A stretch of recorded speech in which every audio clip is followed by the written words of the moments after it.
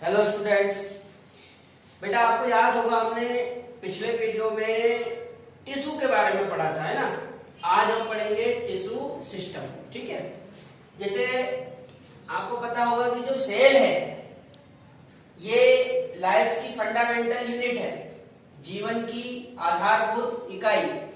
Cell से बनता है टिश्यू और टिश्यू से बनता है टिश्यू सिस्टम।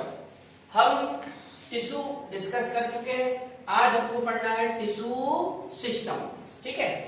टिश्यू सिस्टम की बात करें तो जो टिश्यू सिस्टम है ये 3 टाइप के होते हैं। कितने टाइप के? 3। सबसे पहला एपिडर्मल टिश्यू सिस्टम, दूसरा वास्कुलर टिश्यू सिस्टम और तीसरा ground tissue system. Epidermal, vascular और ग्राउंड। एपिडर्मल को हिंदी में बोलते हैं त्वची, वास्कुलर को बोलते हैं संवहन और ग्राउंड को बोलते हैं भरण या मौलिक। ठीक है। ये जो एपिडर्मल टिश्यू सिस्टम है इसमें 3 चीजें आती हैं। एक तो एपिडर्मिस, एक स्टोमेटा और एक हेयर। ठीक है। अच्छा, जो वास्कुलर टिश्यू सिस्टम है इसमें आता है जाइलम और फ्लोएम। जो हमारा ग्राउंड टिश्यू सिस्टम है इसमें बेटा सारे टिश्यू आ जाते हैं एक्सेप्ट एपिडर्मिस और वास्कुलर बंडल। मतलब आप इस एपिडर्मिस, ये जो एपिडर्मल है इसमें जो एपिडर्मिस होती है और ये जो जाइलम फ्लोएम है वास्कुलर बंडल, इनको छोड़ दो तो इनको छोड़ने के बाद जितने भी टिश्यू प्लांट्स ऑर्गन में बच जाते हैं वो सारे के सारे किस में आते हैं? ग्राउंड टिश्यू सिस्टम में। ठीक है। अब इनको अपने को एक एक करके डिस्कस करना है तीनों को। एपिडर्मल में सबसे पहले अपने को डिस्कस करना है एपिडर्मिस। इधर देखो, एपिडर्मिस। एपिडर्मिस क्या होती है? जैसे हमारी बॉडी में ऊपर स्किन होती है ऐसे ही प्लांट्स ऑर्गन में सबसे ऊपर जो लेयर होती है उसको बोलते हैं एपिडर्मिस। देखो क्या लिखा, it outer layer of plant organ. मतलब जो प्लांट ऑर्गन होते हैं, प्लांट ऑर्गन बोले तो रूट, स्टेम, लीफ, इनके जो सबसे ऊपर वाली लेयर होती है, सबसे ऊपर वाली त्वचा, उसको बोलते हैं एपिडर्मिस। अच्छा, ये जो एपिडर्मिस है ये सिंगल लेयर्ड होती है। कैसी होती है? सिंगल लेयर्ड, मतलब इसमें एक ही परत होती है। दूसरा, इट फॉर्म्ड बाय पेरेनकाइमेटा सेल। याद करो, पेरेनकाइमा, कोलेनकाइमा, स्क्लेरेनकाइमा। तो ये जो एपिडर्मिस है ये पेरेनकाइमेटा सेल से बनी होती है। यहाँ पे मैंने एपिडर्मिस का एक चित्र बना रखा है। जो एपिडर्मिस है इसमें इलोंगेटेड सेल होती है। कैसी सेल होती है? Elongated parenchymata cell. ये जो इलोंगेटेड पेरेनकाइमेटा सेल होती है इन सेल्स में लेस साइटोप्लाज्म और लार्ज वैक्यूल होती है।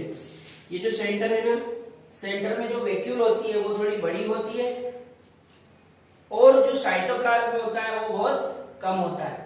सीधी सी बात है, यदि आप सेंटर में वैक्यूल बड़ी कर दोगे तो जो साइटोप्लाज्म है वो कम हो जाएगा। तो ये जो इलोंगेटेड पेरेनकाइमेटा सेल है इनमें सेंटर में लार्ज वैक्यूल होती है और साइटोप्लाज्म बहुत कम होता है। अच्छा बेटा, एपिडर्मिस के ऊपर एक लेयर होती है वैक्सी थिक लेयर, मोम की मोटी परत, जिसको हम क्या कहते हैं? क्यूटिकल। ठीक है। अच्छा, ये जो क्यूटिकल है इसका काम क्या है? इसका काम है प्रिवेंट लॉस ऑफ वाटर। ये जल की हानि को रोकती है। जब वाष्पोत्सर्जन होता है मतलब ट्रांसपिरेशन, तो जल की हानि होती है। ट्रांसपिरेशन में मतलब वाष्पोत्सर्जन में होने वाले जल की हानि को ये क्यूटिकल रोकती है। ठीक है। एक खास बात, ये जो क्यूटिकल होती है ये रूट्स में एब्सेंट होती है। Cuticle is absent in roots, याद रहेगी बात। अच्छा, जैसा कि मैंने पिछले वीडियो में भी बताया था कि ये सारी चीजें आप प्रॉपर तरीके से नोटबुक में नोट कर सकते हैं। ठीक है। तो आप ये सारी चीजें चाहे तो नोट कर सकते हैं और ये सब आपको एनसीईआरटी में भी मिल जाएगा। जब आप एनसीईआरटी रीड करोगे तो ये सारी चीजें आपको एनसीईआरटी में मिलेगी। ठीक है। अभी थोड़ा आगे देखते हैं।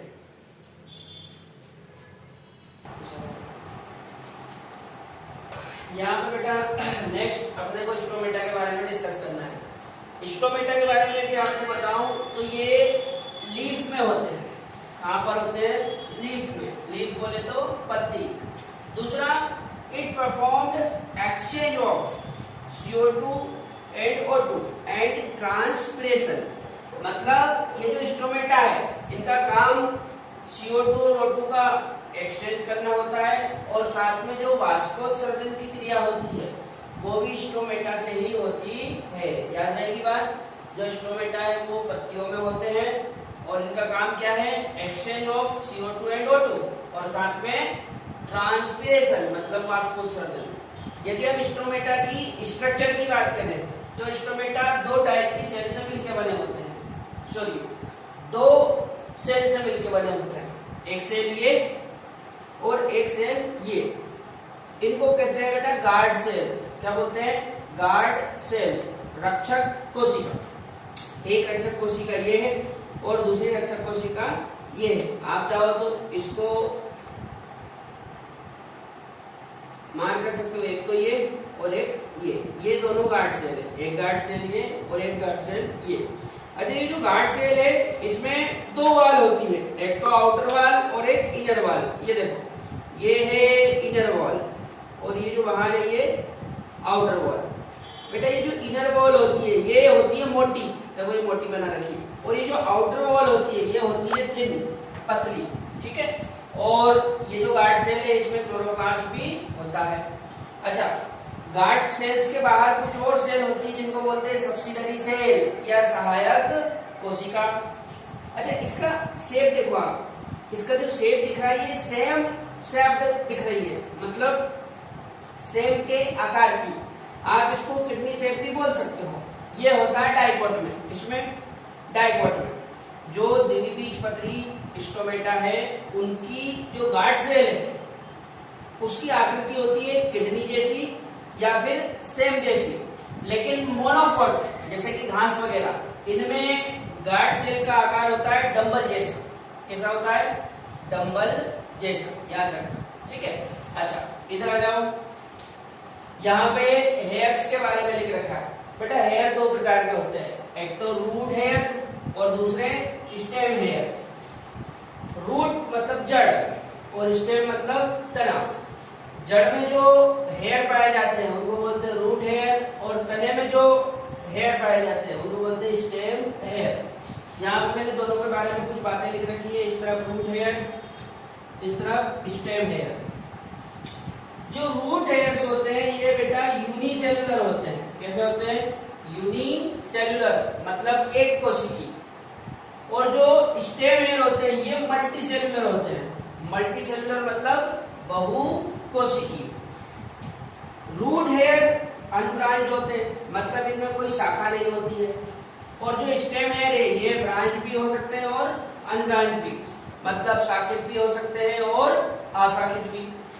अच्छा, जो रूट हेयर है इनका काम क्या है? It absorb water and mineral. मिट्टी में जो जल और खनिज होता है उसका अवशोषण रूट हेयर से होता है। अच्छा, स्टेम हेयर का काम क्या है? It prevent loss of water. Actual में वाष्पोत्सर्जन के द्वारा जो जल की हानि होती है उस जल की हानि को रोकते हैं कौन? Stem hairs. ठीक है, अच्छा जो रूट हेयर है ये आउटर ग्रोथ है किसकी? एपिडर्मिस की। Outer growth of epidermis. जो स्टेम हेयर है इनको ट्राइकोम्स कहा जाता है। क्या कहा जाता है? ट्राइकोम्स। ठीक है, इसके आगे हम लोग वास्कुलर बंडल और देख लेते हैं। आगे बेटा वास्कुलर टिश्यू सिस्टम के बारे में देख लेते हैं। जो वास्कुलर टिश्यू सिस्टम है इसमें जाइलम और फ्लोएम आते हैं। कौन आते हैं? जाइलम और फ्लोएम। जाइलम का काम है जल का संवहन और फ्लोएम का काम है भोजन का संवहन। ठीक है, जाइलम और फ्लोएम दोनों को मिला के बोलते हैं वास्कुलर बंडल। क्या बोलते हैं? Vascular bundle. ठीक है, अभी जो वास्कुलर बंडल है ये बेटा दो टाइप के होते हैं, एक तो रेडियल और एक कॉन्जॉइंट। रेडियल को हिंदी में कहा जाता है त्रिज्यी। क्या बोलते हैं? त्रिज्यी। और कॉन्जॉइंट को हिंदी में कहा जाता है संयुक्त। क्या कहते हैं? संयुक्त। देखो रेडियल में क्या होता है, जाइलम और फ्लोएम अलग अलग रेडियस पर होते हैं, और कॉन्जॉइंट में क्या होते हैं, जाइलम और फ्लोएम एक ही रेडियस पर होते हैं। ठीक है, जब डिफरेंट रेडियस पर जाइलम और फ्लोएम हो तो बोलते हैं रेडियल, और जब सेम रेडियस पर जाइलम फ्लोएम हो तो बोलते हैं कॉन्जॉइंट। ठीक है, नाम से क्लियर है, रेडियल में क्या होता है, डिफरेंट रेडियस होती है, और कॉन्जॉइंट में सेम रेडियस। रेडियल के एग्जांपल है रूट, मतलब इस प्रकार के वास्कुलर बंडल जड़ में होंगे, और कॉन्जॉइंट के उदाहरण है स्टेम और लीफ, मतलब इस टाइप के जो वास्कुलर बंडल होंगे वो तने और पत्ती में होंगे। ठीक है, इधर देखते हैं। अब ये जो कॉन्जॉइंट है इसके फिर दो टाइप होते हैं। कॉन्जॉइंट के हिंदी में क्या बोलते हैं, संयुक्त। क्या बोलते हैं, संयुक्त। संयुक्त में क्या होता है बेटा, ये दो टाइप के होते हैं, ओपन और क्लोज। ओपन को बोलते हैं खुला, और क्लोज को बोलते हैं बंद। ठीक है, ओपन मतलब खुला और क्लोज मतलब बंद। ओपन क्यों बोलते हैं, इट हैव कैम्बियम। आपने नाम सुना होगा कैम्बियम। जो ओपन वाला वास्कुलर बंडल होता है उसमें कैम्बियम होती है, और जो क्लोज वाला होता है इसमें कैम्बियम एब्सेंट होता है। ठीक है, ओपन का एग्जांपल है डाइकोट, और क्लोज का एग्जांपल है मोनोकोट। आपने सुना होगा जो डाइकोट होते हैं द्विबीजपत्री, उनमें द्वितीयक वृद्धि होती है, सेकेंडरी ग्रोथ, वो किस कारण होती है, कैम्बियम के कारण, इसलिए इनको ओपन कहते हैं। दूसरा आपने सुना होगा कि जो मोनोकोट होते हैं इनमें सेकेंडरी ग्रोथ मतलब द्वितीयक वृद्धि नहीं होती है। ठीक है, इसीलिए इनको क्या बोलते हैं, क्लोज्ड। अगला है ग्राउंड टिश्यू सिस्टम।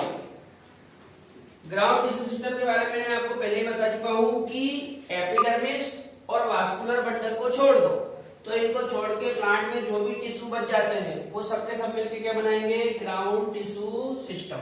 ठीक है, जैसे यदि आपको प्लांट ऑर्गन की लेयर के बारे में आइडिया हो तो सबसे बाहर वाली लेयर को बोलते हैं एपिडर्मिस।